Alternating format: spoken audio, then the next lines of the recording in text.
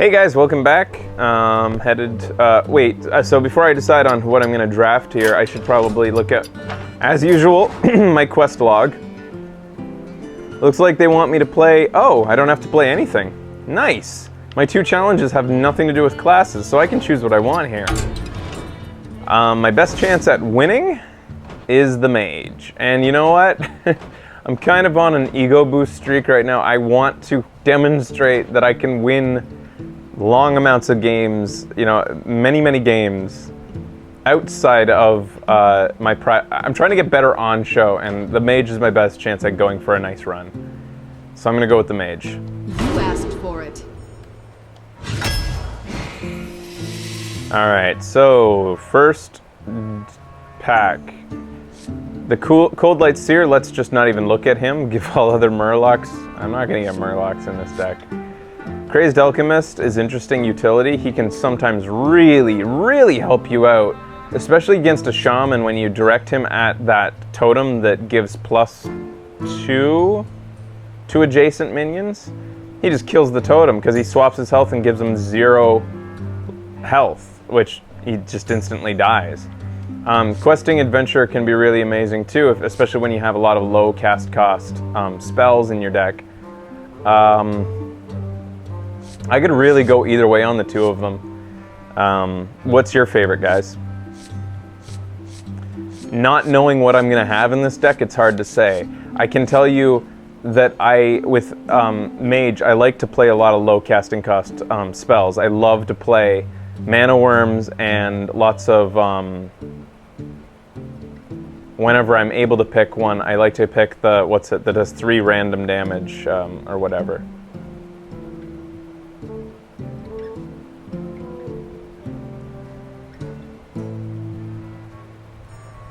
So you guys are saying Crazed Alchemist is the safer bet, and you like that more?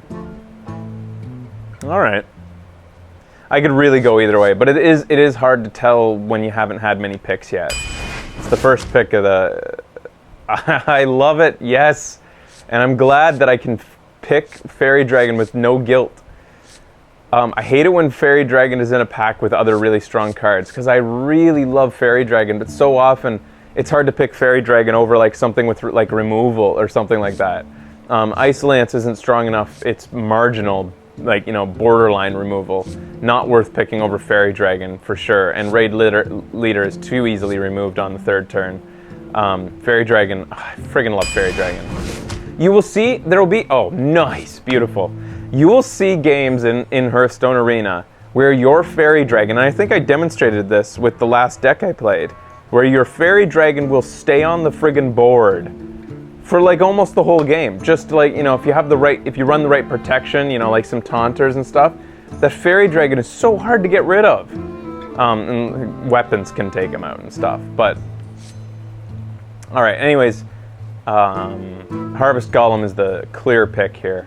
Tauren Warrior, stronger than he is with most other heroes because of the mage's ability, but I like Harvest Golem is sticky, he's annoying to play against, and that's my greatest gauge for card value, how annoying it is to play against. In this deck, once again, I'm ignoring the Raid Leader, too squishy. Frost Nova, decent depending on your deck build, but again, we're in the 3rd pick, it's hard to tell what kind of build I've got at this point. Mirror Entity can really be decent, and you need to remember that Mirror Entity doesn't just copy your opponent's card, it basically copies the creature and gives him, on your side, haste. I will never remember the Hearthstone equivalent of haste. I remember it right after I read it, and then I forget. Anyways, Mirror Entity. Charge. So it's basically like your creature has charge, because the next turn, when it switches to you, you get to attack with it. Which can be really helpful. Of course, smart players will play around it and only play creatures that they can directly deal with the current creatures they have on the board, right? It's still an annoying card, though. Arcane Intellect is not... I like card draw, especially in the late game, but it's not as valuable as Dark Iron Dwarf. Dark Iron Dwarf not only has a really, the standard vanilla 4/4 body on the 4th turn, but it also gives +2 attack on the turn that it comes out. I would like to see people decide what is more valuable, Dark Iron Dwarf or Chillwind Yeti. I think it's situational. It depends on the situation, obviously. I would have an extremely hard time deciding between the two, which one I think is more valuable. Another Dark Iron Dwarf, but as strong as he is not as strong as a Fireball, which can be a game ender. It's some of the best removal in the game. Beautiful. Very cheap. It's true, the Yeti doesn't need a target. But you gotta love how the Dark Iron Dwarf lets you trade up. So nice. So what do we got here? Grimskill Oracle, not looking at Murlocs. But when your heroes attack, gain 8 more armor. One of the worst secrets that the mage has. No, it is the worst secret, I think. Yeah. I'm gonna go for the Mana Worm. Hope I pick up some cheap spells.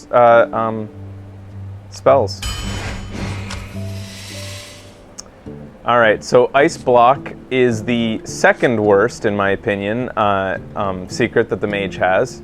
Hungry Crab eats Murlocs. Boy, do I wish I had chosen all those Murlocs now.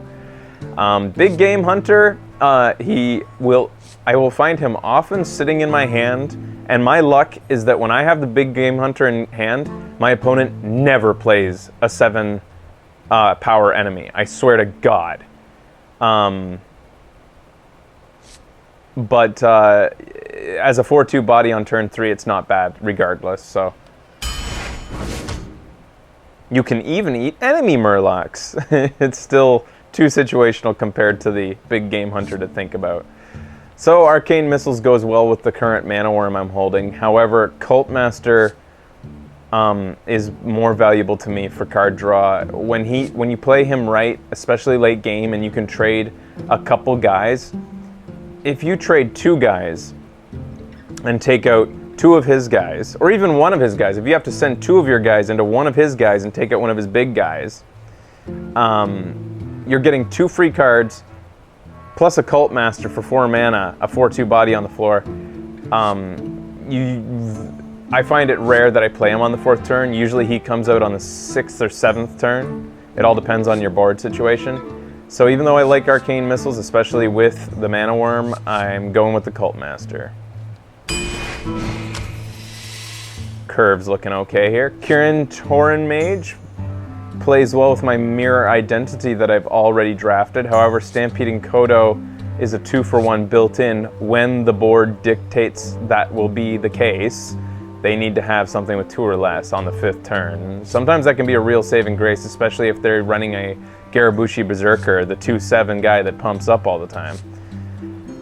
Master Swordsmith can be really good in the right deck with the right guys on the table, but I don't think he's as strong as these 2. So between these 2, it's kind of a toss-up, especially not knowing how many more secrets I'm going to get. But I can tell you that it's a huge momentum booster to be able to play secrets for free with her in your hand.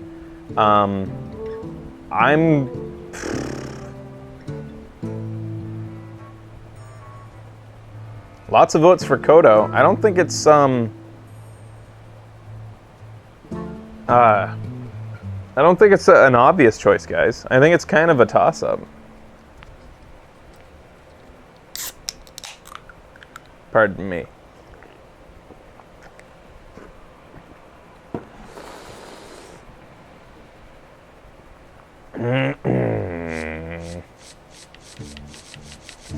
I think I'm gonna go for the oh really? Another vote for. Yeah, that's what I'm thinking, guys. Like, Mage is a beautiful 3-drop even without the secrets. It's got. I'm going with my heart.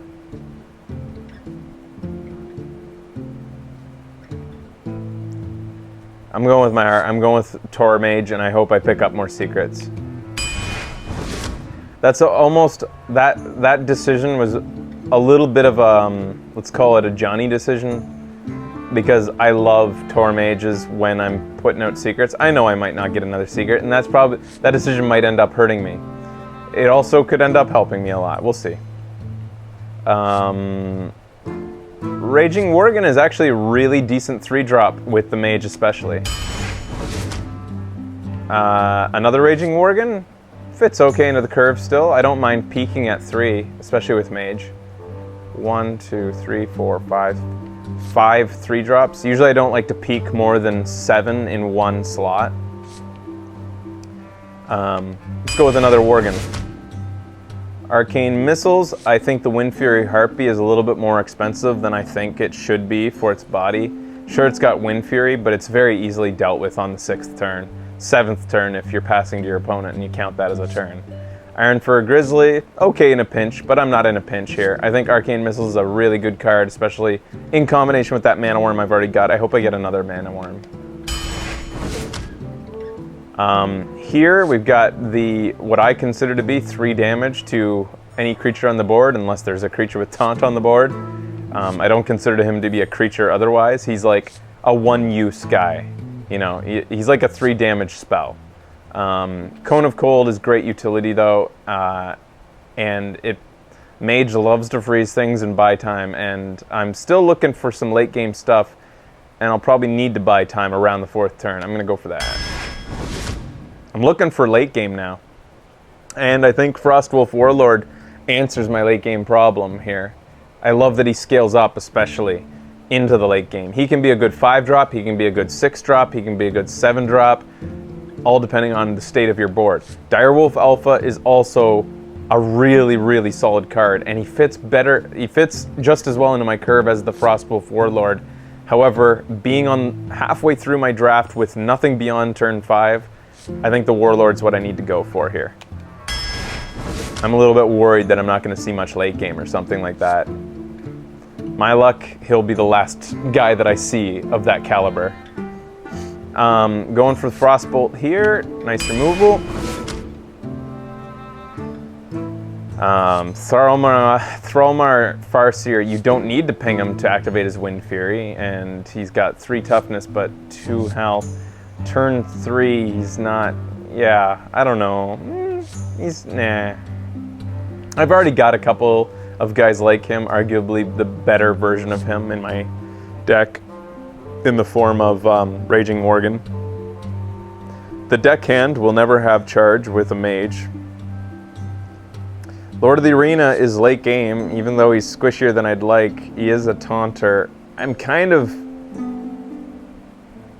I'm peaking too high on 3-drops to even consider the Thrallmar, especially since he's not even that great of a card. Neither is Lord of the Arena, but again, I'm not begging, but I foresee that I'm going to need late game.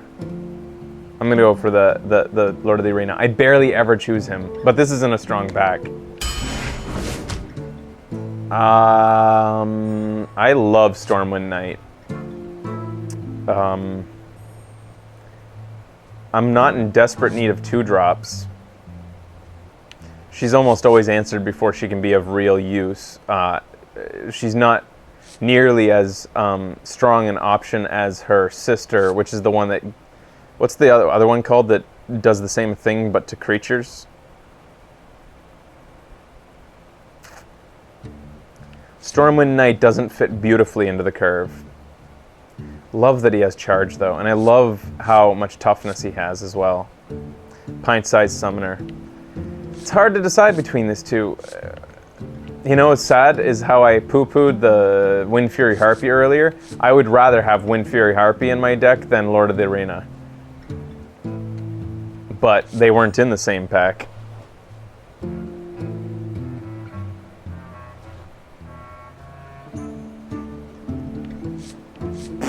I think that, like I said, I think it's a kind of a toss-up between these two, especially given my curve, and like I said before this draft began, I tend in a toss-up towards the lower casting cost. Ugh. Not great for this deck. I think for the size of the body, I'm going for Darkscale Healer. It's a Yeti. For most times when it comes out, it's basically just a Yeti that costs 1 more than it should, unfortunately. But these two are They're just not even worth really looking at. Murlocs, sometimes if you're running something that can take advantage of a lot of bodies, like a Paladin deck, or, you know, I mean, sure, he'll get 2 extra bodies for my Dark Iron, or my Frostwolf Warlord, but it's just not worth taking that slot up. Dark Healer at least fits into the curve nicely.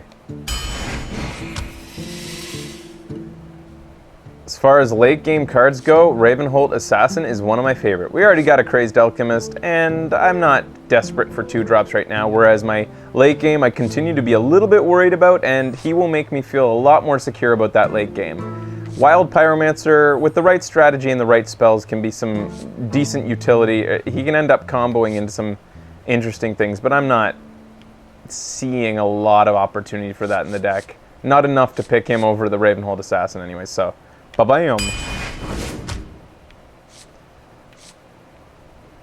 I guess another Cult Master. The Wolf Rider would be an okay pick in the deck as it stands, but I have a lot of early bodies, and I think I'd feel really good about having another Cult Master in this deck.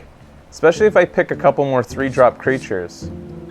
How many 3-drops do I have at this point? 1, 2, 3, 4, 5, 6. I like to peak at 7, so 1 or 2 more 3-drops, maybe 1 more 2-drop, and the double Cult Masters in this deck could be the keystone to maintaining an advantage.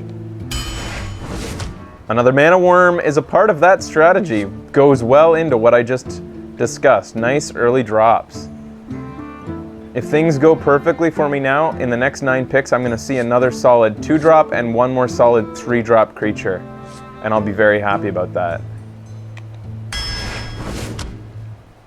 You can't toss up a polymorph in almost any pack that involves basics and commons.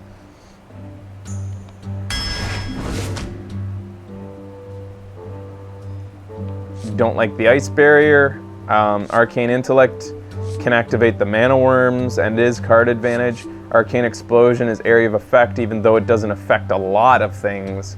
Comboed with the hero ability can affect more things, but I think that considering that this is a nice late game and a way to spend your 3rd turn if you don't have anything else in the early game, I think this is the proper pick. Another Cult Master. All right, I've already got 2, and I'm peaking a little bit higher than I should on the 4th turn. And the Wogan Infiltrator happens to be one of the best 1-drops out there. Debatable between him and the 1/1 that has a Divine Shield built in. I forget her name. Debatable which one's more valuable. It depends on the deck. I love both of them though, as 1-drops, and I'm always annoyed to face one. So having 2 Cult Masters and peaking a little higher than I should on the 4th turn, I'm going for the Infiltrator. Argent Squire, yeah. So, here's a question then. Considering that Stormpike Commando, he actually fits okay into the curve. He's not an amazing card for the price, but he's good utility, especially with the Mage that can put it over the top into 3 damage territory. The Tauren Warrior buys some time on the 3rd turn, but I'm peaking higher there than I should. Usually you just completely ignore the Goldshire Footman, but the fact that the Goldshire Footman can protect the 2 Mana Worms, what do you guys think of that as value proposition in this particular deck on the 25th pick, picking Goldshire Footman over Stormpike Commando? I don't think I would. I think the Stormpike's the choice here, curve-wise. My proposition is declined. Yeah, I think Stormpike is probably the way to go. So you can point at it, point at something, make it die, when your opponent didn't think it would die because he thinks you can only do 2 damage per turn, but you can do 2. I'm just saying, I guess what I'm saying in a hypothetical situation here,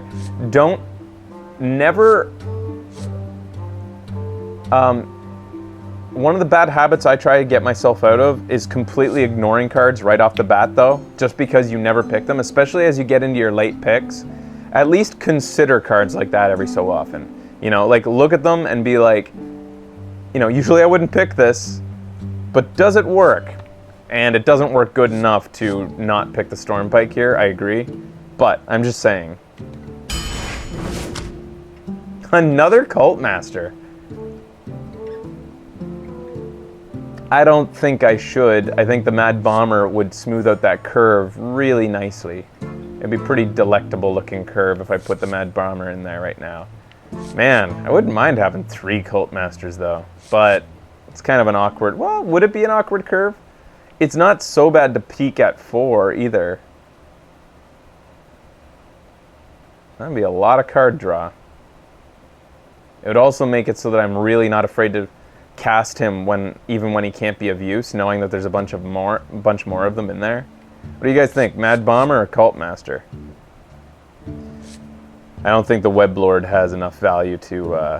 I didn't like the Web Lord. Well, I don't know what I think of the Web Lord still. I need it to be played against me more often.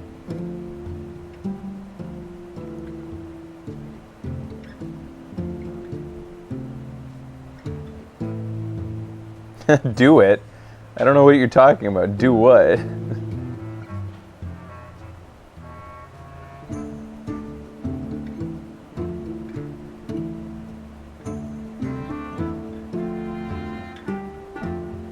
Just do it. Curve-wise, I'm going for the Mad Bomber, even though I wouldn't mind having 3 Cult Masters. Let's go curve. Another Fireball. Oh, Amani Berserker. Oh, why didn't you show up earlier? That's nice too, but you can't pass that Fireball. Too bad. I hate it when I see 3 really nice cards in one pack that I'd really like to have. Amani Berserker is one of my favorite second turn drops, especially when you're playing the mage. Even when I'm not playing the mage though, I still love them. But you can't pass a Fireball. You cannot. These guys make my curve look, start to make me a little bit annoyed with where my curve is going. It's peaking at 4 now despite my best efforts. It's not my fault. You can't pass a Fireball.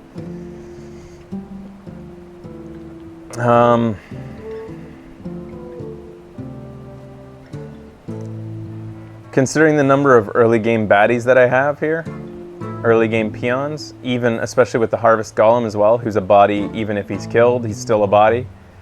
I think that Dark Iron Dwarf is the right pick. It allows all these little guys to trade up. Silver Moon Guardian is almost the same effect. He can attack a guy, kill a guy, and then he's still on the floor. Same kind of a deal as Dark Iron Dwarf, you know, like you're trading guys into guys. But yeah, I think Dark Iron here. I like him more.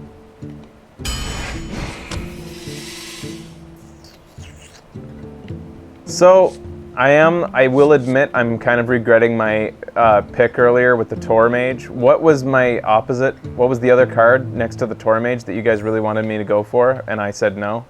Because I was thinking I was going to get more secrets. It would have been really nice.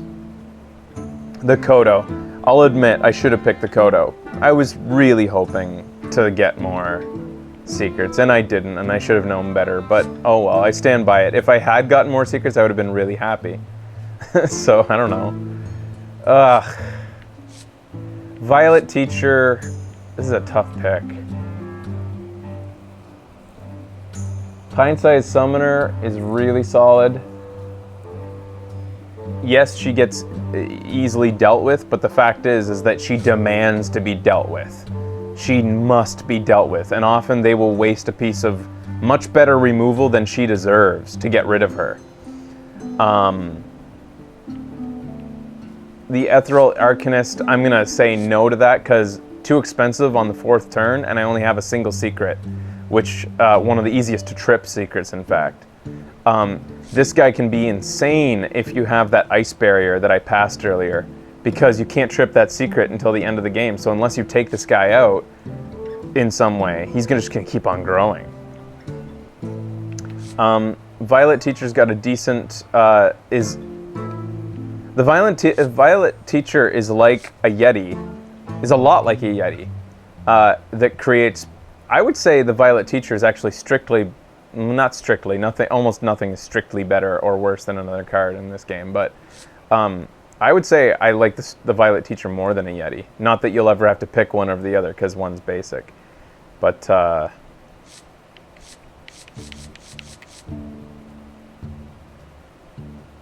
my late game didn't end up being anything real hot, did it? I think I have to choose the Teacher based on that, actually. Yeah.